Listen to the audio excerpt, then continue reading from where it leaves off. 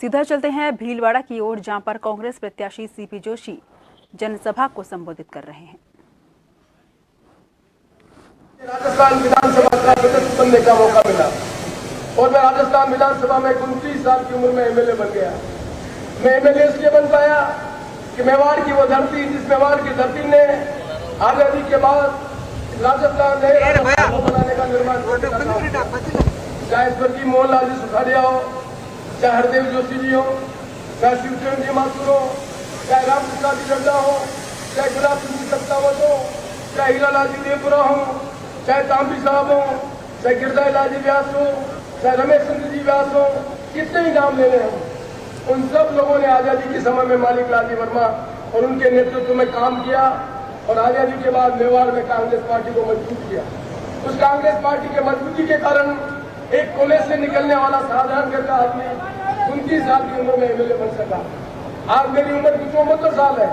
अशोक जी गहलोत और हम लंबे समय से राजस्थान की राजनीति में काम कर रहे हैं। आज हमारा धर्म बनता है और हमारी जिम्मेदारी बनती है कि आने वाले समय में 21वीं सदी में जब इस देश का नया नेता राहुल गांधी एक नए भारत के निर्माण करने की कल्पना करना चाहता है, आज की जो राजनीतिक परिस्थितियां हैं उनको चुनौती के रूप में खड़ा करना चाहता है, तो हम सबका धर्म बनता है कि नौजवान पीढ़ी के लोग जिनको ये आजादी का इतिहास मालूम नहीं है, उनको ये बताएं उम्मीदवार के रूप में कि हम सब मिलकर कांग्रेस पार्टी को इतना मजबूत करना चाहते हैं कि आने वाले समय में मेवाड़ में से कोई भी पार्टी का उम्मीदवार खड़ा हो तो राजस्थान में विधानसभा में जीत के जाए, लोकसभा में जीत के जाए और देश के निर्माण में राहुल गांधी के साथ कंधे से कंधा मिलाकर अपना काम कर सके। उसके लिए मैं उम्मीदवार बना हूँ। इसकी अफवाह में आने की जरूरत नहीं है, न कोई मजबूरी थी। ये मेरे खुद की और मेरे नेताओं के मन की कल्पना थी कि हम सबका धर्म बनता है। इस समय में जब देश के सामने चुनौती है, हम सब मिलकर नौजवान पीढ़ी के लोगों को मैं यही बात कहता हूँ।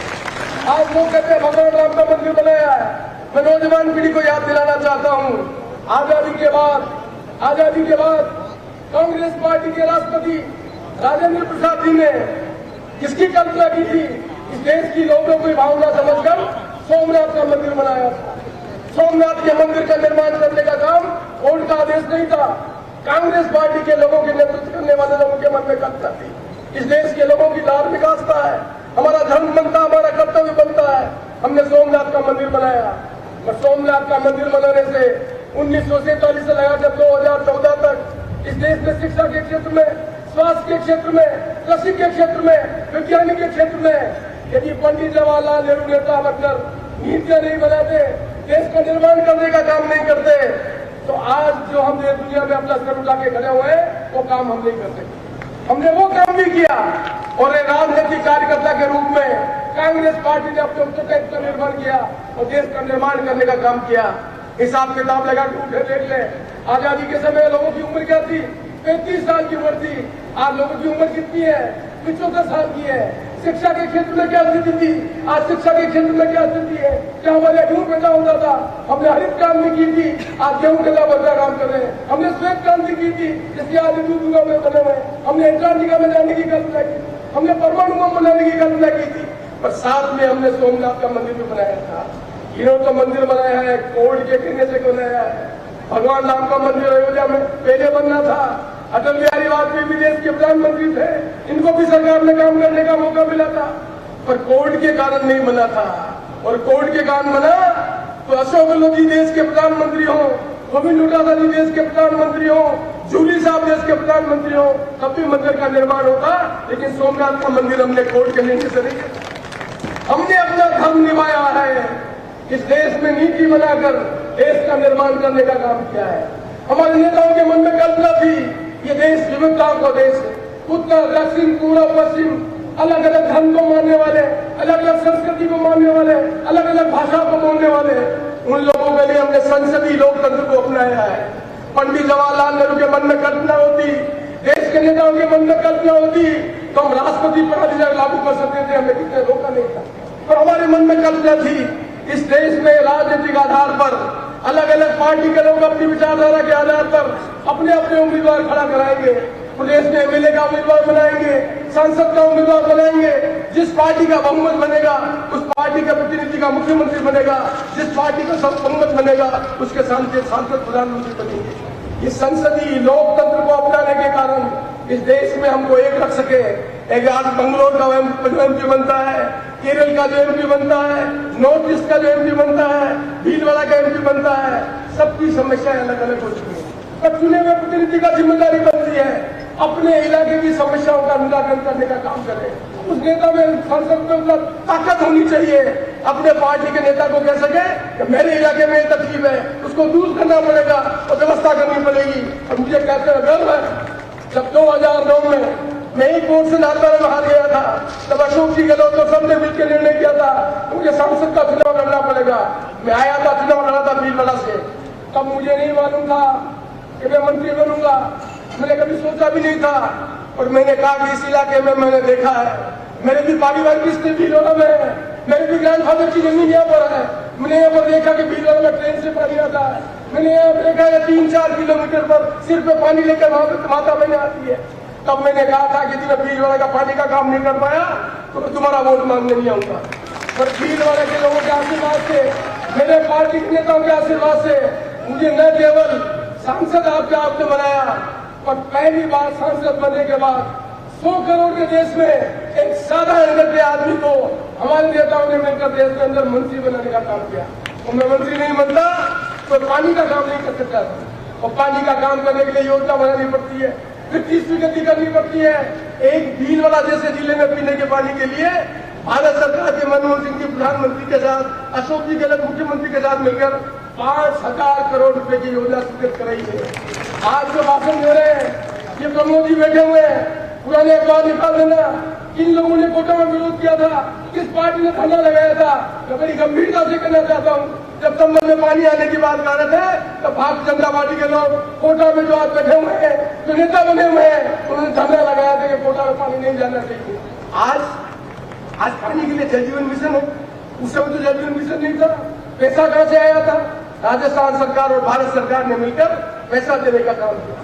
जनप्रतिनिधि राजनीतिक पार्टी का कार्यकर्ता होता है तब अपने पार्टी के प्रधानमंत्री के साथ बैठकर समस्याओं का निराकरण करने का काम कर सकता है। मुझे रेल मंत्री बनने का अवसर मिला, बहुत कम समय तक रेल मंत्री रहा। अशोक जी गहलोत राजस्थान के मुख्यमंत्री थे, फ्री ऑफ कॉस्ट लैंड उपलब्ध कराई। राजस्थान सरकार ने फ्री ऑफ कॉस्ट लैंड दी, इसलिए यहाँ पर कोच फैक्ट्री के लिए हमने फाउंडेशन कराने का काम किया। क्या है कि सांसद का धर्म नहीं था? क्या भारतीय जनता पार्टी की सरकार का धर्म नहीं था? 10 साल तक भारत सरकार के मुख्यमंत्री प्रधानमंत्री का धर्म नहीं था? क्या भारतीय जनता पार्टी के मुख्यमंत्री थे, उनका धर्म नहीं था कि यहाँ पर कोच फैक्ट्री लगनी चाहिए? क्या भारत सरकार का इन्वेस्टमेंट नहीं होना चाहिए? क्या कोच फैक्ट्री को लगाने का काम नहीं किया? उस काम को आगे बढ़ाने का काम किया? क्या एक बंद में कल्पना नहीं है कि सबसे ज्यादा आयरन का डिपोजिट कहीं पर है तो भीलवाड़ा के अंदर है। हमने कोशिश की, गुलाबपुरम हमने व्यवस्था की कि यहाँ पर स्टील का कारखाना लगना चाहिए। क्या 10 साल में काम हो? 10 साल में काम होने का धर्म नहीं बनता? ये काम नहीं हो सकता। संसदीय लोकतंत्र में भारतीय जनता पार्टी के उम्मीदवार के नाम पर वोट नहीं मांगे जा रहे हैं। यहाँ के उम्मीदवार कौन है? मोदी जी के आदमी को वोट दीजिए, भारतीय जनता पार्टी का नाम नहीं है। ये संसदीय लोकतंत्र नहीं है। संसदीय लोकतंत्र का मतलब है भारतीय जनता पार्टी की रीति नीति के आधार पर वोट मांगे, नीति बनाने वोट रहे, समझ में आता है तब संसदीय लोकतंत्र मजबूत होता है। व्यक्ति अपना नॉमिनी यदि संसद के प्रतिनिधि के रूप में बनाएगा तो संसदीय लोकतंत्र कमजोर होगा, देश की समस्याओं का निराकरण नहीं होगा और देश में आगे आने वाले समय में जो संकट खड़ा होगा उस संकट की आप कल्पना नहीं कर सकते। क्या हमारे संविधान में हमने कल्पना नहीं की थी? विधायिका होगी, न्यायपालिका होगी, कार्यपालिका होगी, किस तरह से मौलिक अधिकार होंगे, आज जनता के क्या अधिकार होंगे? हमने कल्पना की थी संविधान के अंतर्गत कोई भी पार्टी सरकार में आएगी संवैधानिक व्यवस्था के अंदर काम करेगी, कार्यपालिका अपना उत्तरदायित्व का निर्वहन करेगी, न्यायपालिका अपना उत्तरदायित्व का निर्वहन करेगी और जो एमएलए और एमपी अपने कर्तव्य का निर्वहन नहीं करेंगे तो उस कार्यपालिका पर अंकुश कौन लगाएगा? प्रधानमंत्री मनमानी करेगा, उन पर अंकुश कौन लगाएगा? मुख्यमंत्री मनमानी करेगा तो उस पर अंकुश कौन लगाएगा? चुना हुआ पार्टी का उम्मीदवार कोई अंकुश लगाने का काम कर सकता है, उनका नॉमिनी वो काम नहीं कर सकता है। इसलिए आज सबसे बड़ा खतरा है संसदीय लोकतंत्र को मजबूत करना। संसदीय लोकतंत्र कमजोर होता है तो उत्तर दक्षिण पूर्व पश्चिम हिंदू मुस्लिम सिख ईसाई अलग अलग भाषा बोलने वाले लोग इस देश के निर्माण करने के लिए नीति बनाकर देश का निर्माण करना चाहते हैं, वो काम नहीं कर पाए। इसलिए हम वोट मांगने के लिए आए हैं, काम करके वोट मांगने के लिए आए। हमने कोई झांसा नहीं दिया है, आज हमारे मन में कल्पना है, हम भी गरीब घर से हैं, वो भी गरीब घर से हैं, हम भी गरीब घर से हैं। हिसाब किताब उठा के देख लें, जो कहा भुगता देखा, मंत्री बनकर वो काम किया, सरकार से वो काम करवाया। और आज कहना चाहते हैं भीलवाड़ा के नौजवान आदमी को नौकरी की आवश्यकता है। गांव का गरीब आदमी पढ़ा लिखा बच्चा पढ़ लिख कर होशियार हो रहा है, उसके नौकरी करने की व्यवस्था है। नौकरी सरकार में नहीं लग सकती, सरकार में भी लगेगी, अग्निवीर की तरह नहीं लगेगी। सरकार को भी योजना बनानी पड़ेगी, सरकारी नौकरी भी लगनी चाहिए, कल कारखाने भी लगनी चाहिए। कल कारखाने लगेंगे तभी नौकरी लगेगी। और नौजवान बच्चों को स्किल डेवलपमेंट भी होना चाहिए, जिससे वो सेल्फ एम्प्लॉयमेंट कर सके। क्या आर्टिफिशियल इंटेलिजेंस आ रही, समाज बदलेगा, दुनिया बदलेगी, क्या ये आवश्यकता नहीं है कि नई टेक्नोलॉजी आनी चाहिए? उस टेक्नोलॉजी के आधार पर नौजवान को बच्चा पढ़ लिख कर होशियार बनकर आक्रमण बनने का काम। भीलवाड़ा का लड़का, मेवाड़ का लड़का कमजोर रहेगा। मैं 98 में मंत्री बना था, अशोक जी गहलोत मुख्यमंत्री थे, तब IT आ गई थी, तब राजस्थान में IT की ब्रांच थी, ऐसी में शुरू हो गया था IT। तमिलनाडु का कम आदमी IT में आगे थे, बेंगलोर के आदमी आज IT में आगे थे। आज IT में सबसे ज्यादा आदमी साउथ इंडिया के हैं। अशोक जी गहलोत के समय में फैसला किया, आज IT की इंस्टीट्यूशन खोली, आज राजस्थान का बच्चा भी पढ़ लिख कर आगे बढ़ने का काम कर रहा है, अब नया काम करना चाहते हैं। आर्टिफिशियल इंटेलिजेंस आ रही है, हम नया करिकुलम बनाना चाहते हैं, नई टेक्नोलॉजी इंस्टीट्यूट लाना चाहते हैं। वो गरीब का बच्चा भी पढ़ लिख कर जो आने वाली संभावना वो पढ़ लिख कर नौकरी करने का काम कर सके। ये सोच की नीति बनाने के लिए, वोट मांगने के लिए आपके बीच में है। इसलिए भाइयों कहना चाहते हैं, एक ही बात कहना चाहते हैं, झूठ और झांसे से, धर्म और जाति से देश का निर्माण नहीं होता है। देश का निर्माण होता है नीति नजर से। पंडित जवाहरलाल नेहरू देश के प्रधानमंत्री थे, यदि वो इंस्टीट्यूशन को नरिश नहीं करते, न्यायपालिका को नरिश नहीं करते, CAG को नरिश नहीं करते, एग्जीक्यूटिव को नरिश नहीं करते, अलग अलग संस्थाओं को बोलने वालों को नरिश नहीं करते, अलग अलग भाषाओं के बोलने वाले मुख्यमंत्रियों को लेकर देश का निर्माण नहीं करते, तो आज दुनिया में जो हिंदुस्तान बना वो 2014 में नहीं बना है।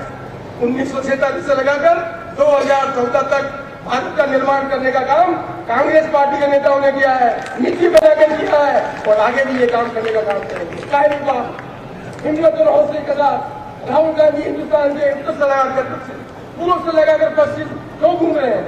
वो भारत के लोगों की समस्या से बनना चाहते हैं, और एक नया भारत बनाने के लिए आपके सहयोग से, आपके विचारों से नया प्लान बनाकर नया भारत निर्माण करने का काम करना चाहते हैं। हमने डेवलपमेंट किया, पूरा पैसा नहीं था, जॉब से डेवलपमेंट होता है, लोगों की समस्या का निदान नहीं हुआ, लेकिन उसमें भी हमने व्यवस्था की। 1947 के बाद इस देश में आजादी करने के लिए हमने इंस्टीट्यूशन बनाई, इसलिए परमाणु बम बना सके, IIT की स्थापना की, इसलिए ये काम कर सके। उस वित्तीय संसाधनों का बेस्ट उपयोग करके इस गरीब देश को दुनिया का मुल्क बनाने का काम किया। आज तो स्थिति बहुत अच्छी हो गई है। ये माल में टी-शर्ट और जीन्स बेचने वाले लोग, इनको मालूम नहीं खेती कैसे होती है, पालक कैसी होती है, ये चीजें होती है, मालूम ही नहीं है कि कैसे आदमी आज किसान है वो कपास पैदा करता है, कपास में क्या बीमारी होती है, कैसे धागा बनता है, कैसे कपड़ा बनता है, कब टेलर बनाकर पेंट बनाता है, जीन्स बनाता है। ये तो डायरेक्ट जीन्स और पेंट बनाने वाले आदमी है, लोगों की तकलीफ को निपटता नहीं देखता है। इसलिए हम भी कहना चाहते हैं, चाहे गोविंद जी डोटासरा हो, चाहे अशोक जी गहलोत हो, चाहे जूली साहब हो, चाहे मंच पर बैठे हो, मैं सब साथी हो, हम भी गरीब घर से हैं, तकलीफ को देखा है, समझा है, और मौका मिलने के बाद उस तकलीफ को दूर करने का काम किया है। क्या हिंदुस्तान का कोई मुख्यमंत्री है जिसने मुख्यमंत्री चिरंजीवी योजना की कल्पना की? क्या हिंदुस्तान का कोई मंत्री है जिसने आकार में महंगाई में राहत करने के लिए कैंप लगाए?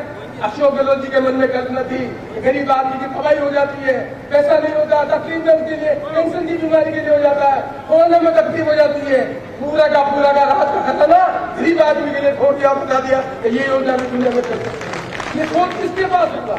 ये सोच होगा गरीब आदमी से जमीन से निकल कर जो आगे बढ़ता है, वही दुनिया को बदलने का काम कर सकता है। इसलिए हम 54 साल की उम्र में 5 बार MLA रहे, अशोक जी के साथ मंत्री रहे, अशोक जी के साथ संगठन का काम किया, अशोक जी के साथ काम करके आज हम इस मुकाम पर पहुंचे हैं। हमारे मन में ये कल्पना है कि 29 साल का गरीब आदमी का बच्चा भी यहाँ पर MLA बनना चाहिए, MP बनना चाहिए, नए भारत का निर्माण करना चाहिए, भीलवाड़ा की समस्या का निराकरण करना चाहिए, और नया भारत बनाने का जो फैसला लेकर राहुल गांधी चल रहा है, उसमें हमारी भागीदारी भी वार्ड पंच के रूप में हो, सरपंच के रूप में हो, प्रधान के रूप में हो, प्रमुख के रूप में हो। ये तभी हो सकेगी जब आप और हम सब मिलकर इस भीलवाड़ा में संसदीय क्षेत्र में कांग्रेस को जिताकर हिंदुस्तान में एक उदाहरण प्रस्तुत करें कि जो कहते हैं वो करते हैं, तो आगे भी करके बताएंगे कि संसदीय लोकतंत्र को मजबूत करने के लिए जो भी आवश्यक है कांग्रेस पार्टी के कार्यकर्ता के रूप में हम सब मिलजुल कर काम करेंगे और राजस्थान को नया राजस्थान बनाने का, हिंदुस्तान को नया हिंदुस्तान बनाने का